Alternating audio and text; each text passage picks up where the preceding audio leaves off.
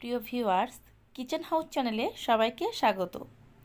আমার আজকের রেসিপি যে কী করে আপনারা খুব সহজেই ঘরে তালের রস বের করতে পারবেন।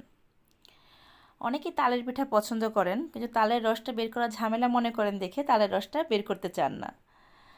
আজকে আমি আপনাদেরকে দেখাবো ঘরে খুব সহজে আপনারা তালের রস কী করে বের করে অনেক দিন সংরক্ষণ করতে পারবেন। এই জন্য এখানে আমি একটি পাকা তাল নিয়ে নিয়েছি।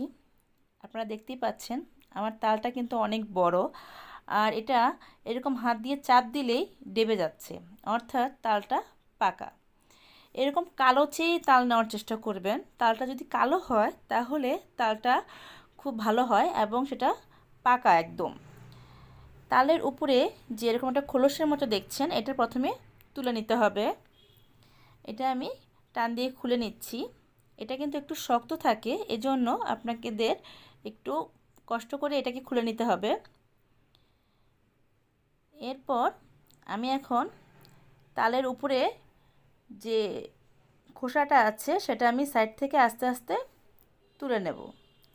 আমি কিন্তু তালটাকে খুব ভালো করে ধুয়ে নিয়েছি, কারণ এই খোসাটা খোলার পর আর তালটাকে ধোয়া যাবে না।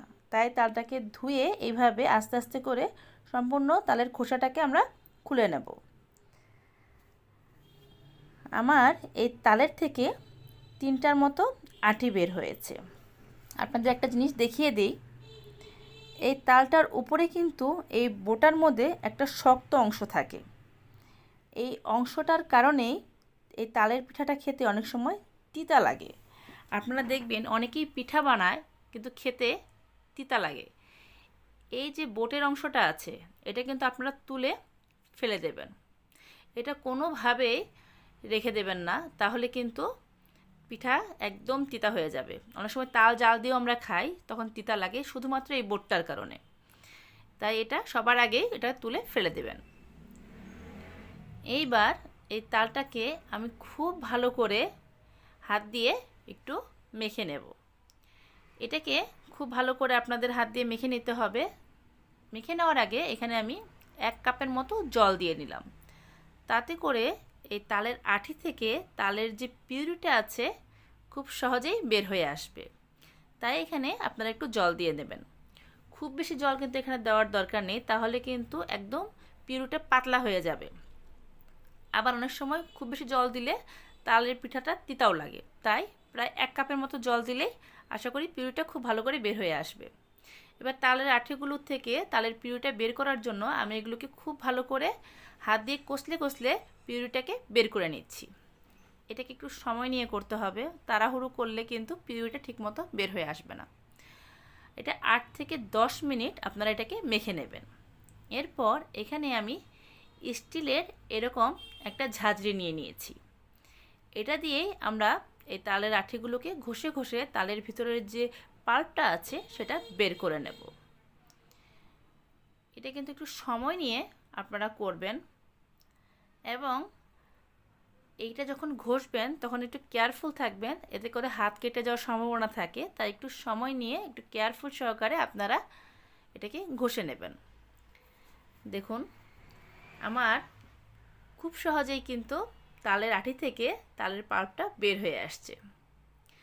কারোর কাছে যদি এরকম স্টিলের গ্রেটার না থাকে, আপনারা কিন্তু যে চালনি থাকে সে চালনির মধ্যেও তালটাকে এইভাবে ঘষে নিতে পারবেন। এই ধরনের চালনি তো আপনারা ইচ্ছা করলে তালটা ঘষে নিতে পারবেন।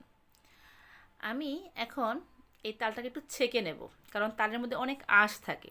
এই জন্য একটি আমি চালনি দিয়েছি। এই চালনিটার মধ্যেই আমি এই তালের যে পাল্পটা বের করেছি এটা খুব সুন্দর করে চেলে নেব। তাতে করে একটা মসৃণ পাল্প আমরা পেয়ে যাব। আর তালের মধ্যে যে আঁশগুলো ছিল এই আঁশগুলো কিন্তু এই চালের মধ্যে রয়ে যাবে। অনেক সময় দেখবেন তালের পিঠা খেতে গেলে অনেক সময় মুখের মধ্যে আঁশ পড়ে, তার কারণ হচ্ছে তালের পিঠাটা যে বানিয়েছে তো সে এইটা চেলে নেয়নি। অবশ্যই এটাকে সময় নিয়ে একটুখানি আপনারা চেলে নেবেন। আমি কিন্তু এখানে আর কোনো জল দেব না। আপনারা যদি মনে করেন যে এটা বের করতে একটু সময় লাগছে, ঘন হয়ে গেছে, আপনাদের তালের পাল্পটা একটু তাড়াতাড়ি করতে চান, সেই ক্ষেত্রে আপনারা এখানে আরেকটু জল দিলে খুব তাড়াতাড়ি স্মুথলি এই তালের পাল্পটা পড়ে যাবে। কিন্তু আমি আগেই বলেছি এটাকে আমি খুব বেশি পাতলা করব না, এই জন্য একটু সময় নিয়ে একটু করলেই আপনার এই পাল্পটা খুব সহজেই চালনি থেকে বের হয়ে আসবে। তালের পিঠাটা যেমন খেতে সুস্বাদু, ঠিক তেমনি তাল জাল করে তালের যে একটা ক্ষীর বানানো হয় সেটাও কিন্তু খেতে ভালো লাগে। সেই রেসিপিগুলো আপনাদের আমি আস্তে আস্তে করে দেখাবো। দেখুন, চালনি থেকে এরকম করে হাত দিয়ে করলেই খুব সহজে একটা মসৃণ পাল্প কিন্তু বের হয়ে আসছে। একটু সময় লাগলেও আপনারা চেষ্টা করবেন জল ছাড়াই এই তালের পাল্পটা এইভাবে ছাঁকনি থেকে বের করে নিতে। এতে করে তালের পিঠাটাও খেতে খুব টেস্টি হয় এবং তাল জাল দিয়ে যে ক্ষীরটা করে সেটাও খেতে খুব ভালো লাগে, তিতা হয় না। আপনাদের একটা টিপস দিই, আপনারা চাইলে কিন্তু এই তালের পাল্পটা এয়ারটাইট বক্সে ভরে কমপক্ষে 6 থেকে 8 মাস এটাকে আপনারা ডিপ ফ্রিজে রেখে সংরক্ষণ করতে পারবেন। এর বেশি রাখবেন না, 6 মাস তো ইজিলি আপনারা এটাকে রেখে যে কোনো সময় পিঠা বানিয়ে খেতে পারবেন। সম্পূর্ণ পাল্পটা আমাদের বের করা হয়ে গেছে। এবার আপনাদের আমি দেখাচ্ছি, দেখুন এই চালনির মধ্যে কিন্তু তালের যে আঁশগুলো সেগুলো কিন্তু এইভাবে চামচ দিয়ে করার পর এগুলো উঠে আসছে। আপনারা অবশ্যই তালের পাল্প বের করার পর এভাবে চালনি দিয়ে চেলে নেবেন, নয়তো এই আঁশগুলো তালের পাল্পের সাথে রয়ে যাবে, এটা খেতে কিন্তু একদমই ভালো লাগবে না। দেখুন কতগুলো আঁশ আমার পাল্পের সাথে ছিল এবং একটা মসৃণ একটা পাল্প আপনারা এইভাবে চেলে নিলে পেয়ে যাবেন। আশা করছি এখন আর আপনাদের তালের পাল্প বের করতে কোনো সমস্যা হবে না। খুব সহজেই যে কেউ বাড়িতে এভাবে তালের রস বের করে ডিপ ফ্রিজে সংরক্ষণ করে আপনারা যখন খুশি তালের পিঠা বানিয়ে খেতে পারবেন। হলো আমাদের খুব সহজে তালের পাল্প বের করা।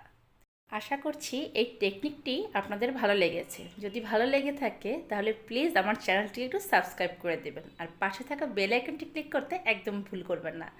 দেখা হবে আরেকটি রেসিপি নিয়ে, সে পর্যন্ত সবাই ভালো থাকবেন। শুভকামনা।